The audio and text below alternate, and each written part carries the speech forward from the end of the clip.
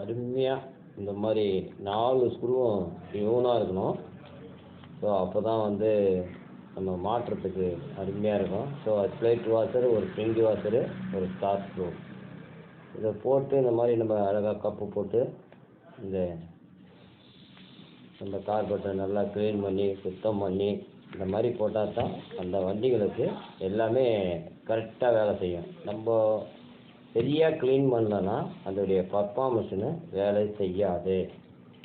Main சூழல் பொறுத்தவரை என்னன்னா முதல்ல க்ளீனிங் தான். அந்த க்ளீன் பண்ணிட்டு அதை ரொம்ப நீட்டாக அழகாக பண்ணி போட்டோம்னா ரொம்ப ஜோராக இருக்கும், பிரமாதமாக இருக்கும். வண்டி அந்த மாதிரி பேசும்.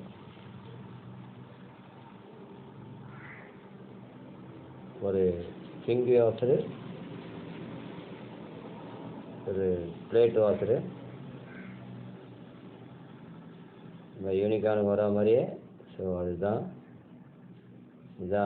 இதோடைய பண்ணக்கூடிய ஒரு முக்கிய தகவல்.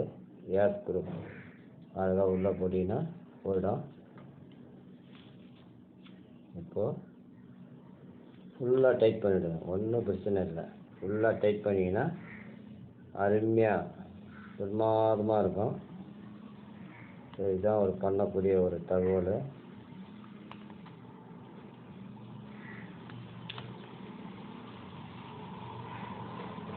இது ஃபுல்லாக டைட் பண்ணியாச்சா? பாதி 1 1.5 இதுதான் பேசிக் நம்ம ஸ்டார்ட் பண்ணக்கூடிய ஒரு முக்கிய கட்டம். அடுத்தது இந்த ஸ்ப்ரிங்கி. ஸோ ஒரு ஸ்ப்ரிங்கி, ஒரு வாஷரு, ஒரு ஓரிங். நான் ஓரிங்லாம் எப்பவுமே ஸ்டாக் வாங்கி வச்சுக்கிறது. இது வந்து ஐட்லிங் ஸ்க்ரூ.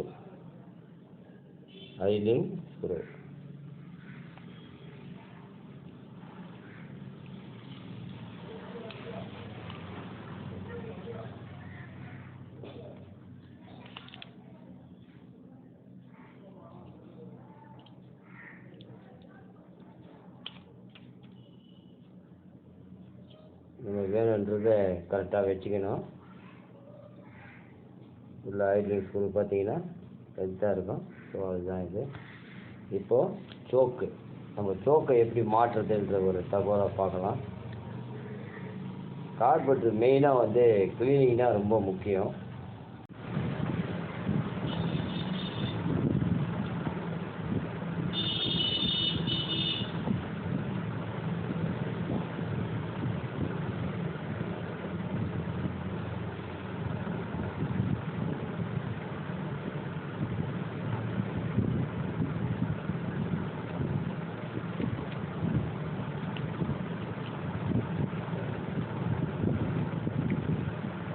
ஸோ க்ரீஸ் வந்து போடக்கூடாது.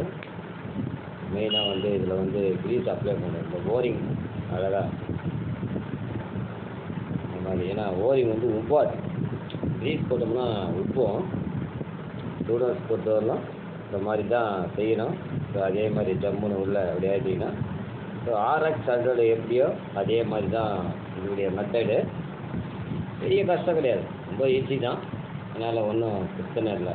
இதுதான் நம்ம இதை கைட்டினா என்ன இருக்கும் அப்படின்றத நம்ம கைட்டி பார்க்கணும். அப்போ தான் கஸ்டமருக்கும் வந்து நம்ம செய்கிற ஒவ்வொரு விதங்கள் வந்து அவங்க பார்க்கும்போது ரொம்ப சந்தோஷமாக இருக்கும். சரி இப்படி பண்ணுறாங்களே நல்லா. ஏன்னா நம்ம புது கார்பெட்ரு மாஸ்டர் சொல்கிறது வந்து பெரிய விஷயம் இல்லை. பாருங்க அழகாக ஜம்முன்னு ஜோராக செய்து போகிறோம். இப்போது அதுக்கு மேலே இந்த ரப்பர் எதுக்குன்னா தண்ணி உள்ளே போகாமல் இருக்குது தான் அந்த ரப்பர்.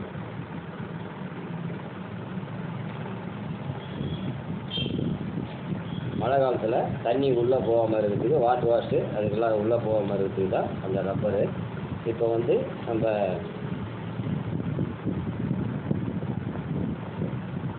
ஸோ இதில் ஒரு முக்கியமான ஒரு விஷயத்தை பார்க்க வேண்டிய விஷயம் இருக்குது நிறைய.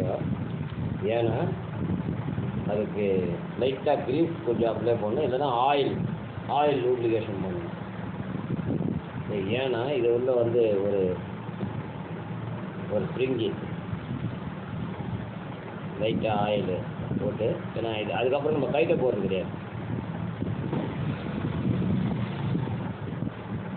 இப்போ அதுக்கு அடுத்தது இந்த ஒரு பால்,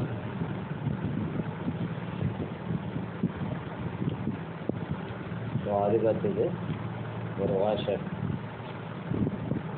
இந்த பால்ஸ் அப்புறமா போட்டுக்கலாம், இன்னும் பிரச்சனை இல்லை. இப்போது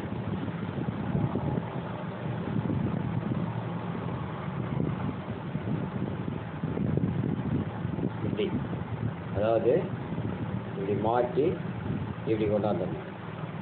இப்படி கொண்டாந்துட்டு இதில் இந்த கப்பில் ஒரு வாட்டர், இப்போ லைட்டாக இதை கொஞ்சம் ஆயில் அப்ளை பண்ணிக்கணும். ஏன்னா இது வந்து ரொட்டேட் ஆகிற இடம்.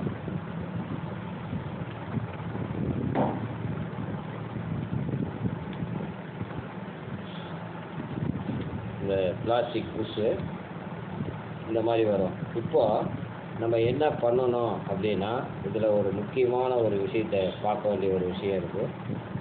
இதுக்கு வச்சிங்க. இப்போ நான் அதை வச்சுட்டேன். ஸோ அடுத்தது இந்த ஒரு பால் ட்ரெஸ்ஸு, இப்போ இந்த கப்பு, இதில் தான் இந்த ரெண்டு இதில் தான் டக் டக் அப்படி லாக் ஆகுது. இப்படி ஸோ இப்படி போட்டோம்னா கரெக்டாக அதை பார்த்திங்கன்னா அங்கே உட்காந்துக்கும். ஸோ அதுக்கு அடுத்தது இந்த இது ஒரு ஸ்ப்ரிங்கி வாஷர் அப்படி ஜோராக உட்காந்துக்கும். அதில்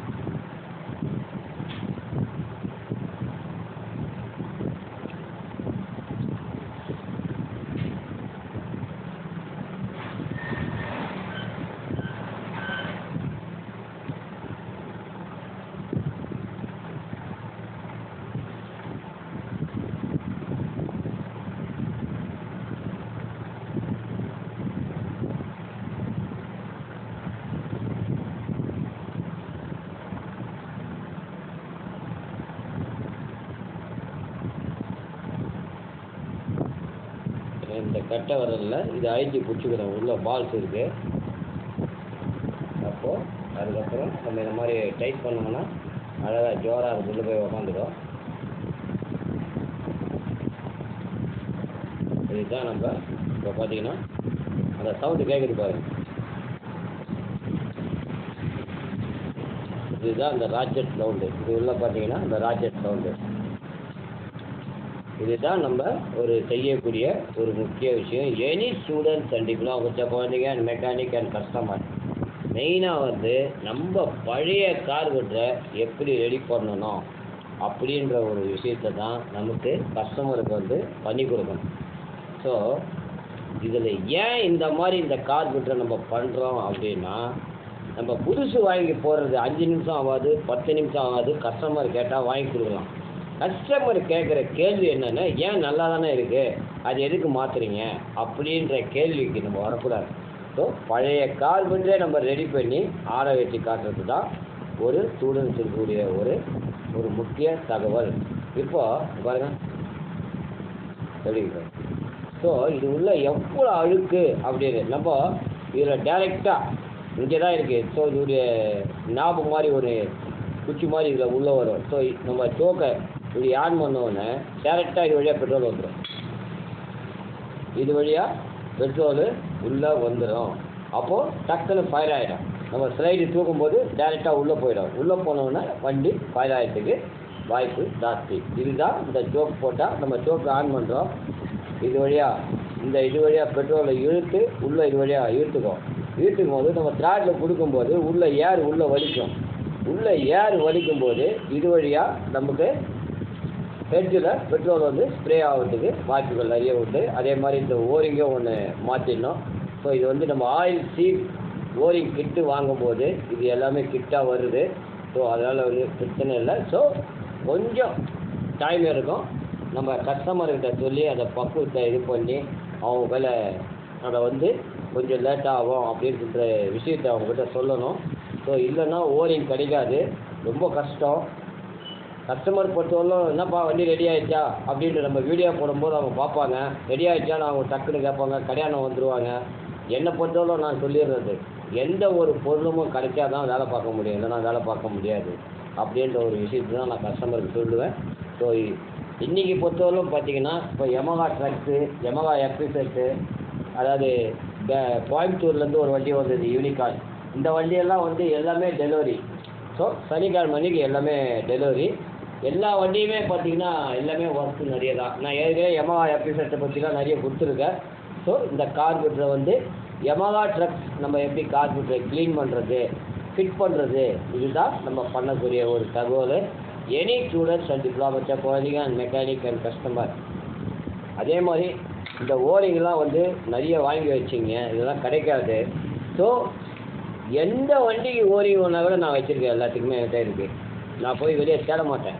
ஸோ இதெல்லாம் வந்து என்கிட்ட ஒரு நண்பர் ஒருத்தர் இருக்கார், எனக்கு எடுத்துகிட்டு வந்து கொடுப்பாரு. இந்த ஓரிங்கு, இந்த ஸ்லைடு, இதெல்லாம் எடுத்தாந்து கொடுப்பாரு. ஸோ அவர் இல்லை, கொரோனா காலத்தில் வந்து அவர் வர முடியல, வயசாகி போச்சு. அதனால் அவர்கிட்ட வாங்கின பொருள் தான் இதெல்லாம் நான் வச்சுருக்கேன். இதை வந்து ஸோ சப்போஸ் நான் கடைக்கு போனால் கூட இந்த மாதிரி ஓரிங்கில் இருந்ததுன்னா கூட கேட்டு வாங்கிட்டு வந்துடுவேன். இதெல்லாம் கிடைக்காது நமக்கு, இந்த ஓரிங்கெலாம். அதுதான் ஸோ பார்க்க வேண்டிய ஒரு முக்கிய தகவல். நன்றி.